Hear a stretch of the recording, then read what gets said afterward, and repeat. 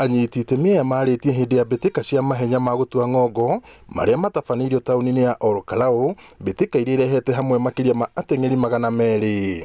Makĩaria hĩndĩ ya mbĩtĩka ici, abithaa wa andũ ethĩ na mathako Isaac Waithaka na mũteithĩrĩria wa komishina wa Nyandarũa Peter Kimani maugĩte kũrĩ na mĩeke mĩingĩ ya gũkũria taranda ici, makiuga irĩ na ũguni mũnene amu no inyitaga itemi inene harĩ kũng'ethanĩra na ũhũthĩri wa ndawa cia kũrebia hamwe na njohi. We know once you empower an athlete, hiyo umemsaidia na atasaidika economically. Hiyo ni njia moja ya kupata mapato. Waithaka augĩte kaunti ya Nyandarũa nĩ ndathime na rĩera rĩega rĩrĩa rĩgucagĩrĩria ateng'eri kuma ng'ongo na ng'ondo, ũndũ ũrĩa ũhotithĩtie kaunti ĩno gũkorwo ĩkĩhotana mbĩtĩka itiganĩte cia mahenya.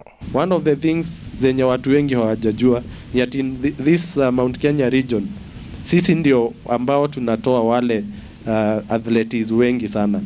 Every year sisi ndio tunapeleka regional na regional, sisi ndio tunatoa team ambayo inawakilisha Mount Kenya region. Hĩndĩ ya mbĩtĩka ici, mũteng'eri David Chung'ea wa kĩrabu gĩa Chima niwe ũraiyũkirie ũhotani ihenya-inĩ rĩa kilomita 10 thutha wa kũhanyũka ihenya rĩu na ndagĩka 30 na sekondi 14.9, arũmĩrĩirwo nĩ Michael Kamau na Alex Kipchirchir erĩ kuma Oljororok arĩa marahanyũkire kwa ihinda rĩa ndagĩka 30 na sekondi 27 na ndagĩka 30 na sekondi 37 hamwe.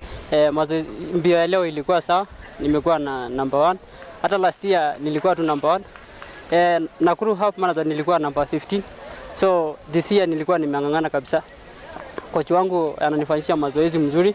Ihenya-inĩ rĩu mwena wa iretu, Mary Nyarwa kuma Ndaragwa nĩ ũraiyũkirie ũhotani ũcio thutha wake kũhanyũka kwa ndagĩka 35 na sekondi 28, arũmĩrĩirwo nĩ Pauline Eapan wa kuma Oljorok na Zipora Wanjiru kuma Ndaragwa. Kochi wa mahenya Solomon Wachira nĩ agathĩrĩirie mĩbango ĩrĩa ĩrahũthĩkire gũtabania mbĩtĩka ici, ona gũtuĩka nĩ ahinyĩrĩirie arutani arunake kwagagia ateng'eri na njĩra ya kũmahinyĩrĩria kũhanyũka mahenya marĩa matamenyerete, ũndũ ũrĩa ũratũma ateng'eri makaga mayũ ma kũhanyũka.